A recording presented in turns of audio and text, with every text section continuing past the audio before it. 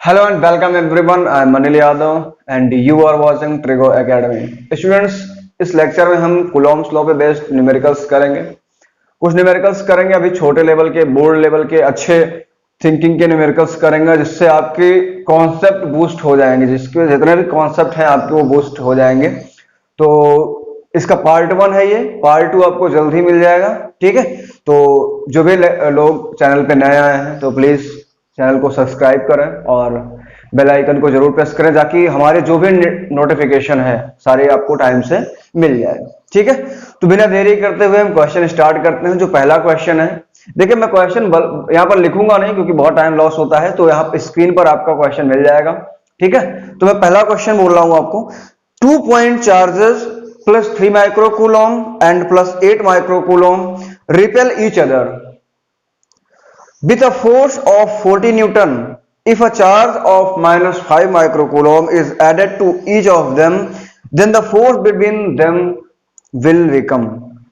इसके आपके चार ऑप्शंस दिए गए हैं। पहला ऑप्शन है -10 न्यूटन, दूसरा है +10 न्यूटन, तीसरा है -20 न्यूटन और चौथा है +20 न्यूटन। इसमें क्या दिया गया है? दो चार्जेस दिए गए हैं आपके। क्वेश्चन नंबर 1 है आपका ये। ठीक है, दो चार्जेस दिए गए हैं। +3 माइक्रोकूलॉम का एक चार्ज है आपका, दूसरा जो चार्ज है वो आपका है +8 माइक्रोकूलॉम का। लेट्स सपोज इनके बीच की जो डिस्टेंस है वो स्मॉल r है, तो इनके बीच में जो लग रहा है फोर्स वो कितना लग रहा है? 40 न्यूटन का। अब कह रहे हैं कि बाद में कि इनमें देखो बोला है क्वेश्चन में,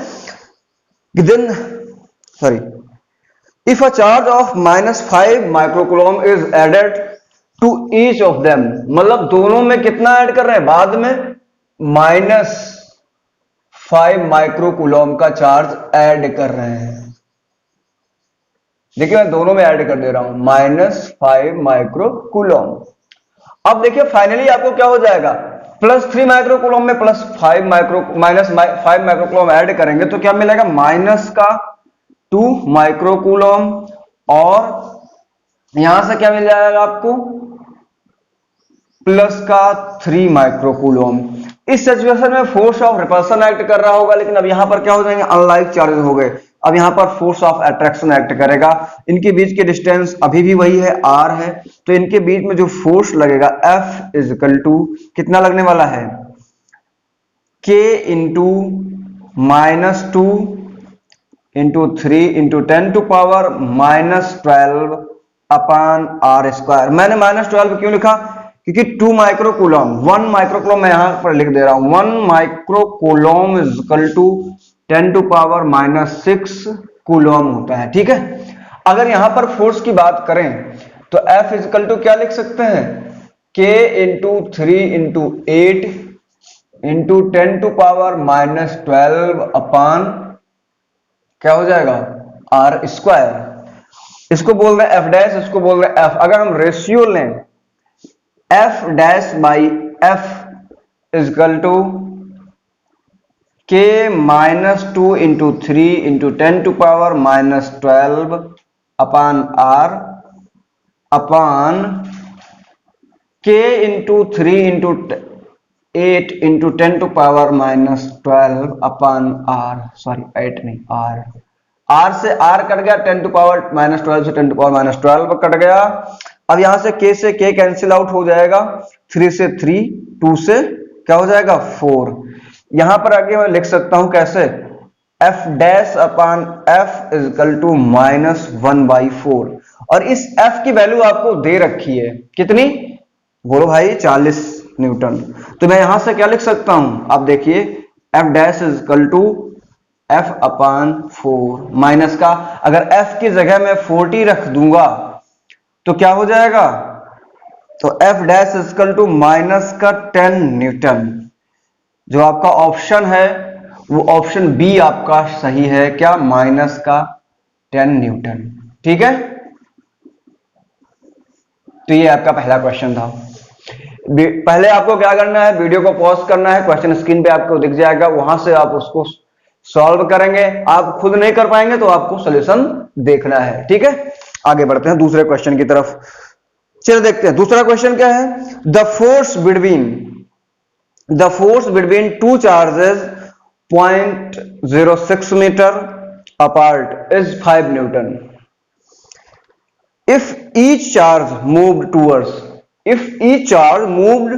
towards the other by 0.01 meter, ठीक है, then the force between them will become। देखिए क्या है क्वेश्चन, आप यहां से इसको रफ कर दे रहा हूं। दूसरा नंबर क्वेश्चन आप देखें।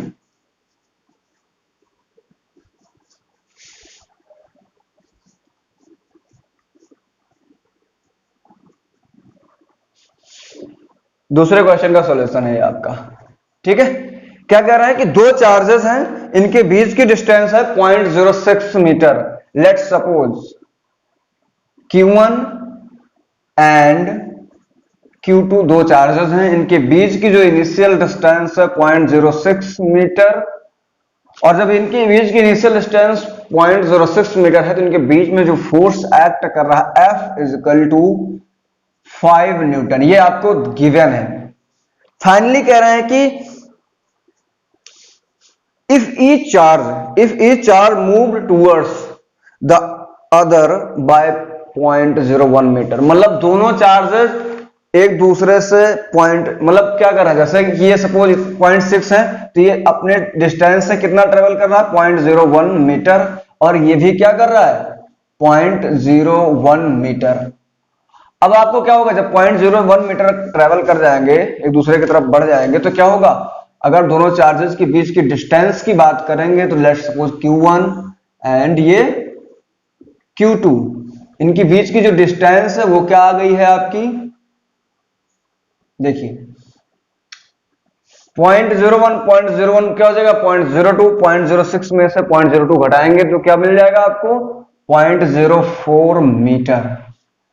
तो इस सिचुएशन में फोर्स क्या आएगा वो बताना है आपको। सिंपल सा लॉजिक है। कूलॉम फोर्स क्या है, force is inversely proportional to R square.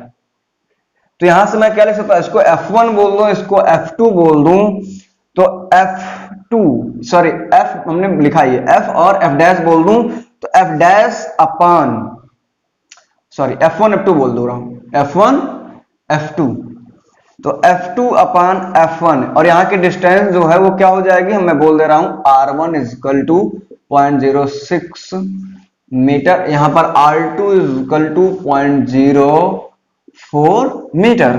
F2 upon F1 is equal to क्या हो जाएगा R1 अपान R2 का होल स्क्वायर। अगर इसे सॉल्व करोगे तो क्या हो जाएगा आपका F2 upon F1 is equal to R1 की वैल्यू कितनी है 0.06 अपान 0.04 का होल स्क्वायर। अगर आप सॉल्व करोगे तो F2 अपान F1 की वैल्यू क्या है 5 इज इक्वल टू, ये कैंसिल आउट हो, यहां से पॉइंट्स हट जाएंगे, सिंपल 6/4 का होल स्क्वायर, ये कैंसिल आउट हो जाएगा 3/2, इसका F2 upon 5 is equal to 3/2 का whole square, F2 upon 5 is equal to 9/2।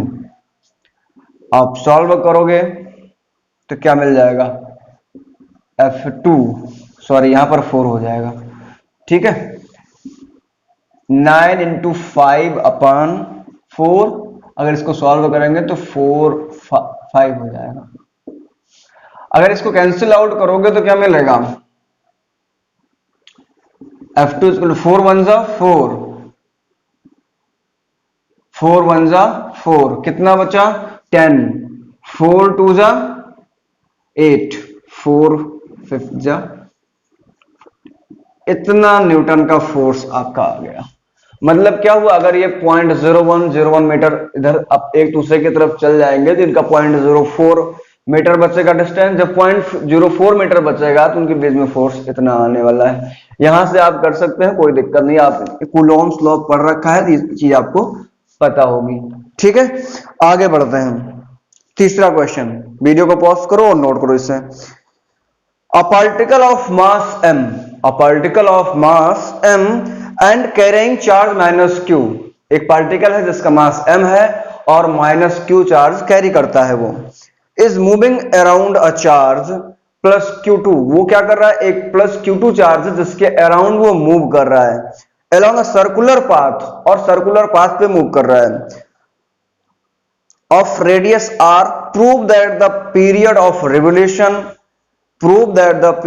revolution of the charge minus q about plus q2 is given by, आपको प्रूव करना है टाइम ऑफ रेवोल्यूशन। इसको मैं रफ कर दे रहा हूं, बता रहा हूं क्या प्रूव करना है।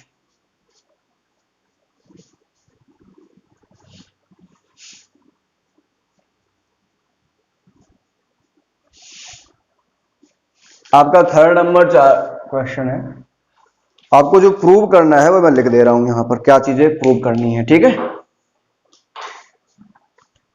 T is equal to time of revolution is equal to 16 pi cube into epsilon naught into M R cube upon Q1 Q2 under root,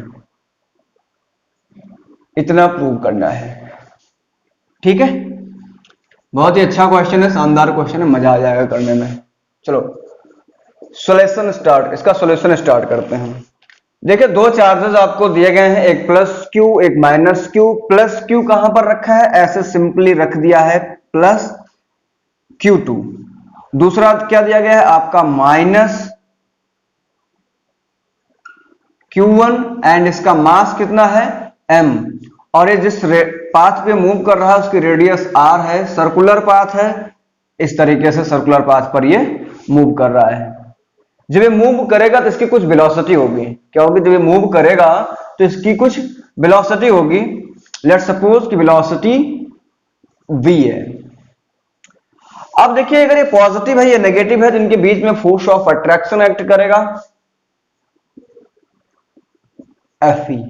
जो फोर्स ऑफ अट्रैक्शन होगा वो क्या काम करेगा, इसको सेंट्रीपिटल फोर्स प्रोवाइड कराएगा। लेट्स सपोज तो क्या हो जाएगा यहां पर, force of attraction of between the charges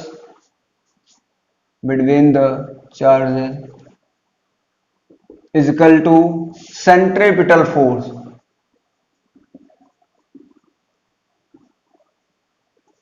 अब यहां से क्या हो जाएगा, इनके बीच में फोर्स ऑफ अट्रैक्शन कितना लगने वाला है, K Q1 Q2 upon R square is equal to mv square upon r। जो सेंट्रीपिटल फोर्स होगा क्या होता है, mv स्क्वायर अपान r। यहां k की जगह मैं चाहूं तो इस तरीके से इसे लिख सकता हूं, क्या 1 अपान 4 पाई एप्सिलॉन नॉट। यहां से मुझे क्या मिल जाएगा, वेलोसिटी निकालने, क्योंकि टाइम ऑफ रेवोल्यूशन निकालने के लिए क्या करेंगे, वेलोसिटी से डिवाइड कराएंगे उसको, ठीक है। तो यहां से वेलोसिटी निकालेंगे तो क्या हो जाएगा, Q1 Q2 इंटू R अपान 4 pi epsilon naught into m r square, या ऐसे सिंपली इसको कैंसिल आउट करा देंगे तो ये क्या बन जाएगा, Q is equal to v square. तो v इज इक्वल टू क्या हो जाएगा, under root Q1 Q2 upon 4 pi epsilon naught into M R. ये आपको क्या मिल गई, वेलोसिटी मिल गई, जिस वेलोसिटी से इस सर्कुलर पाथ पे ये मूव कर रहा है, ठीक है। अब वेलोसिटी मिल गई है तो टाइम ऑफ रेवोल्यूशन भी निकाल लेंगे। टाइम ऑफ रेवोल्यूशन को कैपिटल टी से डिनोट करते हैं, मैं इसको रफ कर दे रहा हूं, आगे फिर देख लेना।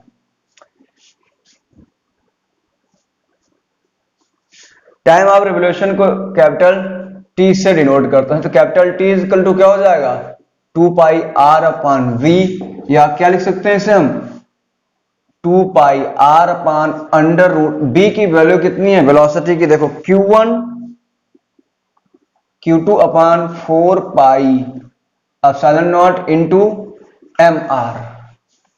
अगर इसे सॉल्व करेंगे आगे तो ये ऊपर चला जाएगा, ठीक है। क्या हो जाएगा 2 पाई आर अपान अंडर रूट, इस तरीके से कुछ हो जाएगा। देखो मैं यहां सॉल्व कर दे रहा हूं, 2 pi R into under root 4 pi epsilon naught into M R upon Q1 Q2। देखो आंसर यहां तक भी सही है, कहीं कहीं बुकों में इस तरीके से भी लिखा था, कहीं मान लो आ गया आपको यहीं तक लिखा है। अगर आपका ये आंसर आ रहा है, देखो सिंपल सी बात है, इसको क्या कर सकते हो, इसको अंदर ले जा सकते हो। अंदर ले जाएंगे तो क्या ले जाएंगे, इसका स्क्वायर ले जाएंगे। t equal to 2 under root के अंदर क्या लिख सकते हैं इसको, 2 पाई आर का whole square into 4 pi epsilon naught into M R upon Q1 Q2। इसको सॉल्व करोगे तो 2 2 जा 4 हो जाएगा और 4 4 जा 16, पाई स्क्वायर पाई पाई क्यूब हो जाएगा, R square R M R cube upon Q1 and Q2 under root लग गया यहां से। तो T is equal to time of revolution क्या मिल गया आपका, T is equal to under root 16 into pi cube into M R cube upon Q1 and Q2। ये आपका प्रूव्ड हो गया, एंस प्रूव्ड। देखो सिंपल सा क्वेश्चन क्या था, एक चार्ज दिया गया था जिसकी वैल्यू माइनस क्यू थी, Q1 थी, माइनस Q1 एंड उसका मास m था, और वो एक दूसरे चार्ज Q2 के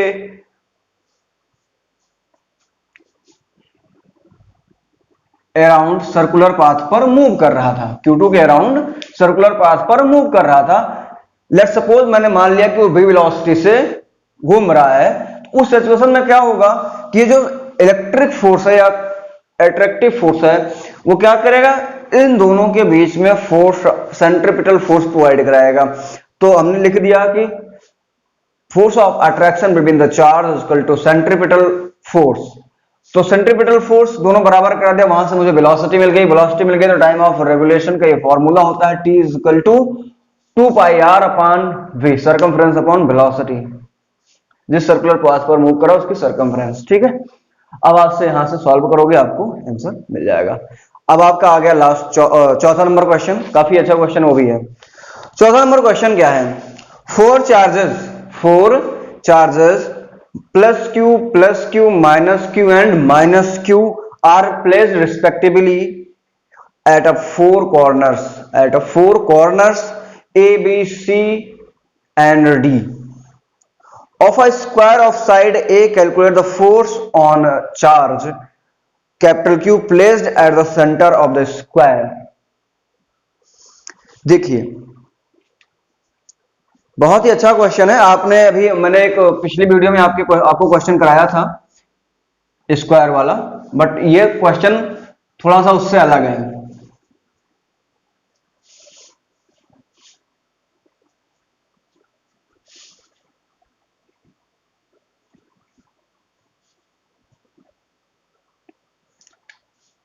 आपका जो क्वेश्चन नंबर 4 है ये है, एक स्क्वायर है, समझना, एक स्क्वायर है, मैं थोड़ा और इधर बना देता हूं क्योंकि लंबा क्वेश्चन लगेगा।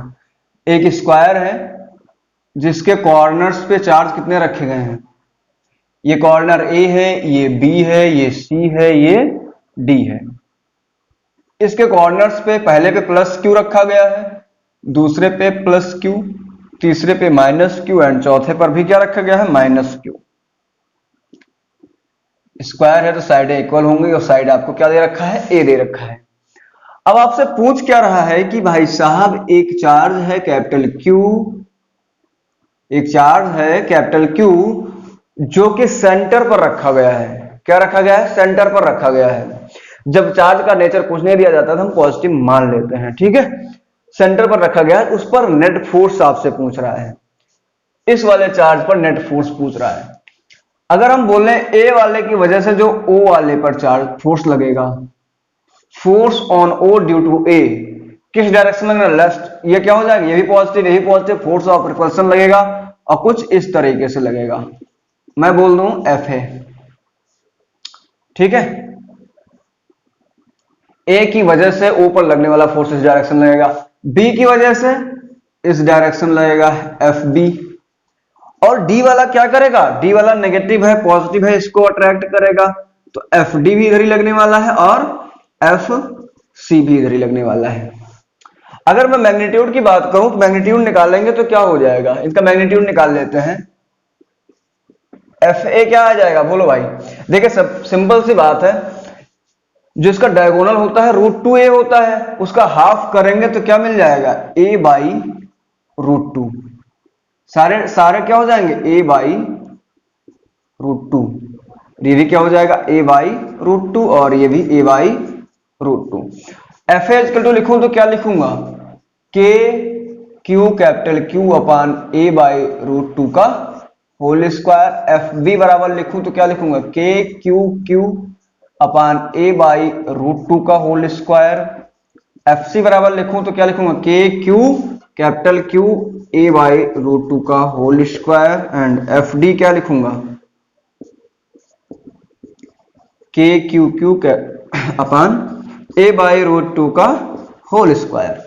देखो चारों के मैग्नीट्यूड इक्वल आ रहे हैं, मतलब क्या है, F A is equal to F B is equal to F C is equal to F D. देखो डायरेक्शन की बात नहीं कर रहा, मैग्नीट्यूड की बात कर रहा। क्या आ रहा है, अगर मैं इसको सॉल्व करके लिखूं तो क्या आ जाएगा, √2 का 2 हो जाएगा, तो 2k Q Q upon a square आ रहा है। अब यहां से बात करें इन दोनों की, समझना, एफ ए और F C same same direction है, इनके बीच में अगर मैं वेक्टर सम की बात, वेक्टर भी लोगे सेम सेम डायरेक्शन में, एंगल 0 बन रहा है, उस सिचुएशन में क्या बन जाएगा, आप डायरेक्टली जब दो वेक्टर्स एक ही डायरेक्शन में हो तो सिंपली उसको हम ऐड कर सकते हैं।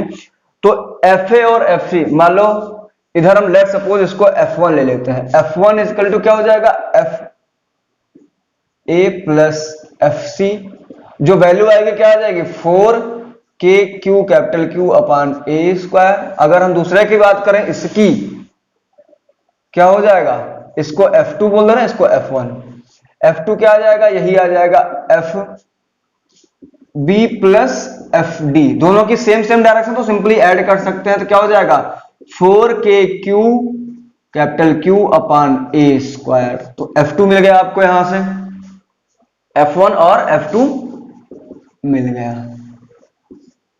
अब देखो इनका रिजल्टेंट निकालेंगे, जब इनका रिजल्टेंट निकालेंगे भाई साहब तो कुछ इधर आएगा, जो फोर्स आने वाला है F नेट किधर आएगा, इधर डाउन।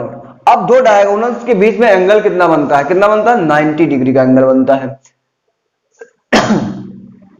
कितना एंगल बनता है, 90 डिग्री का एंगल बनता है। इनके बीच में अगर एंगल है आपका 90 डिग्री, तो यहां पर अगर सॉल्व करेंगे F net is equal to √F1 square plus F2 square plus 2F1 F2 cos 90। cos 90 की वैल्यू क्या होती है, 0 होती है, ये पूरा पार्ट क्या हो जाएगा 0, और F1 F2 की वैल्यू इक्वल है, तो मैं क्या लिख सकता हूं √ और सॉल्व करके लिख सकते हैं आप, क्या हो जाएगा 4k Q capital Q upon a square plus 4k Q capital Q upon a square.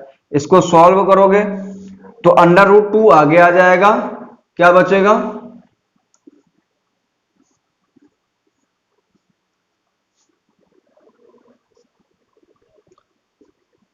4k Q capital Q upon a square. जो नेट रिजल्टेंट फोर्स है, चाहे इसको मैं ऐसे भी लिख सकता हूं, इसे कैसे, ये 4 आगे आ जाएगा √2, इस तरीके से हो जाने वाला है। ठीक है, अब आपको यहां से समझ में आ गया कि देखो अभी हमने क्या लिखा था, इस कॉर्नर पे रखा था, इस सब की वजह से निकाला था फोर्स। अब यहां पर क्या आपके पास सेंटर पे चार्ज रख दिया गया, आपके चारों चार्जेस की वजह से पूछ रहा है कि कितना फोर्स लगने वाला है इस पर नेट। तो नेट फोर्स इधर लगेगा, कितना लगेगा, F net 4√2k capital k Q Q upon a square. ठीक है, यहां तक नोट करें, फिर लास्ट क्वेश्चन करते हैं आपका। ठीक है, 5th नंबर क्वेश्चन। चलिए 5वां क्वेश्चन स्टार्ट करते हैं। ठीक है, 5वां क्वेश्चन क्या है आपका, charges of +5 microcoulomb, +10 microcoulomb and -10 microcoulomb are placed in air at the corners of A, B and C of a equilateral triangle ABC each side equal to 5 centimetre, मतलब जो राइट एंगल सॉरी इक्विलेटरल जो triangle है उसकी जो sides दी गई हैं 5 centimetre दी गई हैं। Determine the resultant force on the charge A, जो चार्ज ए है आपका उस पर आपको नेट फोर्स बताना, डिटरमाइन करना है कि फोर्स नेट कितना लगने वाला है। चलिए ठीक है, स्टार्ट करते हैं। क्वेश्चन क्या है आपका, 3 चार्जेस दिए गए हैं आपको, कितना 3 चार्जेस दिए गए हैं। क्वेश्चन नंबर 5 है ये आपका। 3 चार्जेस दिए गए हैं जो एक इक्विलेटरल ट्राइंगल के साइड्स कॉर्नर्स पे रखे हैं, सॉरी साइड नहीं बोलना, कॉर्नर्स। ये ए है, ये बी है, ये सी है। इसकी साइड्स क्या है, 5 cm, 5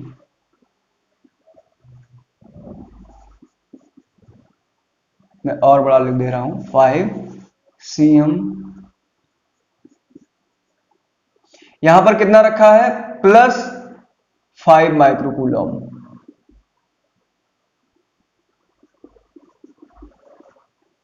यहां पर प्लस 10 माइक्रोकूलम, यहां पर प्लस सॉरी माइनस 10 माइक्रोकूलम। अब देखो आगे क्या करना है, जो ए वाला चार्ज है उस पर नेट फोर्स बताना है, डिटरमाइन करना है आपको। ये positive force of repulsion act करेगा। मैं अगर बोलूं इधर लगेगा F1 इस डायरेक्शन में लग रहा है, और ये पॉजिटिव ये नेगेटिव क्या करेगा, फोर्स ऑफ अट्रैक्शन एक्ट करेगा, इस डायरेक्शन में लगेगा F1 सॉरी F2। अगर मैं F1 की बात करूं, जो F1 का मैग्नीट्यूड आने वाला है कितना आएगा भाई बोलो, 9। या सिंपल बात करूं, K into 5 into 10 into 10 to power -12 upon 0.05 का होल स्क्वायर, क्योंकि ये सेंटीमीटर में दिया गया है। सारे यूनिट्स अगर आपकी एसआई सिस्टम एसआई यूनिट्स हैं तो आपको एसआई यूनिट में लिखना पड़ेगा सारी चीजें, ठीक है। और F2 की बात करें तो F2 भी यही आएगा, K into 5 into 10 into 10 to power -12 upon 0.05 का होल स्क्वायर। देखिए यहां से F1 और F2 मिल गया, दोनों के मैग्नीट्यूड्स तो सेम आ रहे हैं बट डायरेक्शन अलग अलग है, ठीक है। अब बात करेंगे, देखो एक तो इधर है एक इधर है, जो इनका रिजल्टेंट आने वाला है कुछ इस तरीके से आएगा। नेट फोर्स F नेट की बात करें, अगर बोले ये 60 डिग्री एंगल है, ये भी 60 डिग्री एंगल है, ये भी 60 डिग्री एंगल है, तो ये सारे एंगल क्या है 60-60 इंटीरियर एंगल्स हैं। लेकिन ये एंगल क्या है, एक्सटीरियर एंगल। तो एक्सटीरियर एंगल का सम, एक्सटीरियर एंगल क्या होता है, 2 इंटीरियर एंगल्स का सम होता है, तो ये क्या हो जाएगा 120 डिग्री। तो दोनों F1 और F2 के बीच का एंगल कितना है 120 डिग्री। अगर मैं बात करूं F नेट की, क्या हो जाएगा under root F1 square plus F2 square plus 2 F1 F2 cos 120। cos 120 की वैल्यू क्या होती है,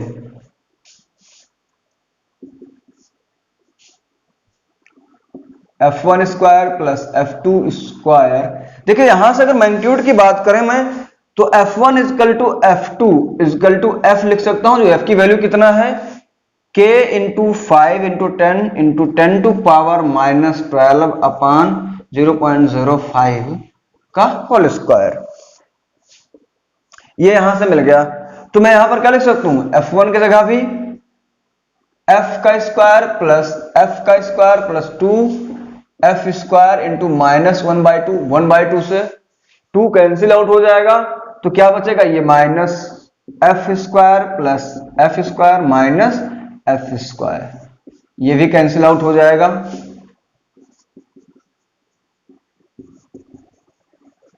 F नेट क्या मिल गया आपको बोलो,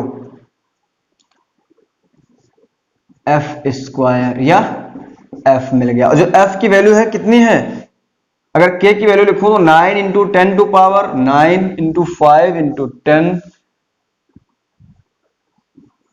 इंटू 10 टू पावर -12 अपान 0.05 का स्क्वायर। अगर इसको देखो सॉल्व करते हैं, देखो सॉल्व कैसे करेंगे, इसको 0.05 है, इसको ऐसे लिख सकता हूं 5 इंटू 10⁻⁻² का होल स्क्वायर। सॉल्व करोगे तो ये क्या हो जाएगा, 10 यहाँ 1 है, इसके साथ ऐड होगा 10 हो जाएगा, 10 की पावर 10, 10 की पावर -12 क्या हो जाएगा 9, 9 फिफ्थ जा 45 इंटू 10⁻9 प्लस 1 10 हो जाएगा, 10⁻12 इंटू 10⁻2 अपान 25 इंटू 10⁻⁻4 हो जाएगा आपका यहां से। ठीक है, अगर आप इसे सॉल्व करोगे तो क्या मिलेगा, ये ऊपर चला जाएगा -2, ये ऊपर जाएगा तो प्लस का हो जाएगा। यहां मैं बात करूं तो 5 9 जा 45 एंड 5 फिफ्थ जा कितना हो जाएगा 5, तो 9/5 इंटू 10⁻⁴ -2 क्या बन गया 2। और इसे आप सॉल्व करोगे तो कितना मिल जाएगा, देखो सॉल्व कर लेते हैं। 5 1 जा 5 बचा 4 0.8 1.8 इंटू 10⁻2 अगर सॉल्व करोगे तो 118 न्यूटन। जो नेट फोर्स आया क्या आया 180 न्यूटन का नेट फोर्स आ रहा है इस डायरेक्शन में। अगर यहाँ एंगल डायरेक्शन की बात करेंगे, यहाँ अगर डायरेक्शन की बात करें तो डायरेक्शन में ये तो आपका सॉल्यूशन हो गया कि यहां से इतना चीजें मिल गई आपको, ठीक है, कि कितना फोर्स लग रहा है। अगर आपसे पूछे कि डायरेक्शन क्या होगी कि ये एंगल कितना बनेगा, मैंने कहा लेट सपोज ये एंगल बीटा बन रहा है, लेट सपोज एंगल बीटा बन रहा है तो क्या होगा, यहां से मैं इसको रफ कर दे रहा हूं, आप वीडियो को पॉज करके नोट कर सकते हैं इसे।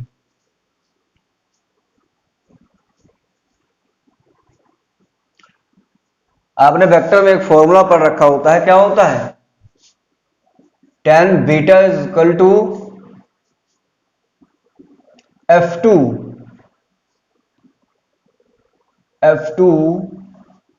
Sign theta upon F1 plus F2 cos theta. इसको सॉल्व करोगे तो tan beta is equal to F2 और F1 की वैल्यू कितना आएगी, यहां सॉल्व करोगे 180 न्यूटन दोनों की आने वाली है। ठीक है, F1 क्या है रिपल्सिव है इन नेचर, ये क्या अट्रैक्टिव इन नेचर है। मैग्नीट्यूड की बात कर रहे हैं तो कोई दिक्कत नहीं, 180 साइन 120 अपान 180 प्लस 180 कॉस 120। सॉल्व करोगे तो 180 से 180 कॉमन ले लोगे तो 180 कट जाएगा, तो साइन 120 की वैल्यू होती है √3/2 अपान 1 माइनस 1/2, क्योंकि कॉस 120 की वैल्यू होती है 1/2 माइनस 1/2। ठीक है, इसलिए मैंने यहां पर माइनस लिख दिया, प्लस लिखोगे तो ये माइनस आ जाएगा यहां पर ऑटोमेटिकली। सॉल्व करोगे तो क्या मिल जाएगा √3/2 अपान 1/2, 2 से 2 कैंसिल आउट हो गया तो मिला आपको क्या √3। तो tan beta is equal to √3 मिल गया आपको। √3 किस एंगल की वैल्यू होती है tan के, tan beta is equal to tan 60 degree. और इसे सॉल्व करोगे तो क्या मिल जाएगा आपको, beta is equal to 60 degree. ठीक है, चाहो तो मैथमेटिक्स में लगा के सॉल्व कर सकते हो, लेकिन इसमें बायो वाले बच्चे भी देख रहे होंगे तो इसलिए आप इस तरीके से आप नॉर्मली लिख सकते हैं beta is equal to 60 degree. मतलब क्या हुआ, यहां से कितने एंगल पे है 60 डिग्री एंगल। ठीक है, ये आपको एंगल मिल गया कि कितने डिग्री एंगल है। आज की लेक्चर यहीं तक, इसमें मैंने 5 क्वेश्चन आपको करा दिए हैं, काफी अच्छे क्वेश्चन है। आप चाहेंगे तो आपके बोर्ड लेवल के जितने भी क्वेश्चन है मैक्सिमम कूलॉम्स लॉ पे बेस्ड जितने भी क्वेश्चन है आप कर सकते हैं। नेक्स्ट वीडियो में जो बच्चे नीट और जेई की प्रिपरेशन कर रहे हैं, जो पार्ट 2 आएगी इसकी, पार्ट 2 में आपको वहां से सारी चीजें मिल जाएंगी, मतलब अच्छे लेवल के क्वेश्चन आएंगे, बहुत अच्छे लेवल के, एकदम फोड़ देना है, मजा आ जाएगा उस क्वेश्चन में। ठीक है, तो बाय बाय, टेक केयर, मिलते हैं।